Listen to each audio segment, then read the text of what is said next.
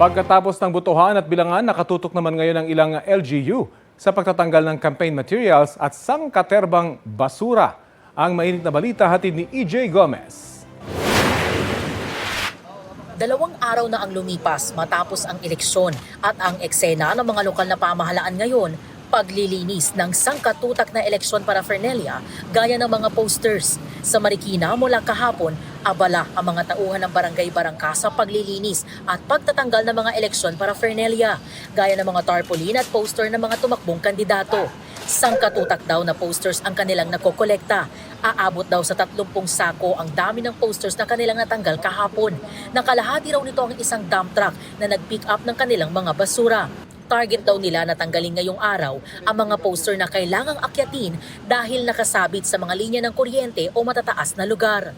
Actually po, sobrang dami talaga ng mga tarpaulin, ng mga nakasabit, yung billboard, then yung mga nakasabit lagay sa pader. Sa mga billboard po, ma'am, mahirap talaga dahil gagamit pa po kayo ng martilyo, ng pliers, ng hagdanan. Meron po kasi tayo mga nakasabit like sa mga wirings natin sa may poste.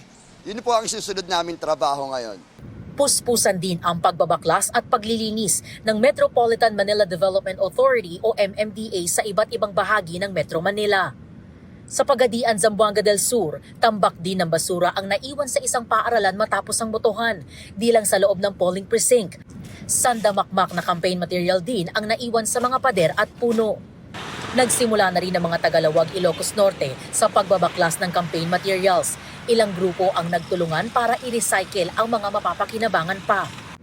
Nag-clearing operations din ang Iloilo City General Services Office sa mga naiwang campaign paraphernalia, sabay paalala ng lokal na pamahalaan sa mga kandidato na tumulong sa pagbabaklas ng posters. May panawagan ang grupong Eco Waste Coalition. Ito ay simbolo, no, at panawagan sa ating mga kandidato sa nasyonal at lokal, no, na maglinis na, no. Ito na yung araw na kailangan ay ang lahat naman ng focus nating lahat ay sa paglilinis at pagtanggal ng lahat ng election paraphernalia. Manalo at matalo, maglinis po kayo. EJ Gomez, nagbabalita para sa GMA Integrated News.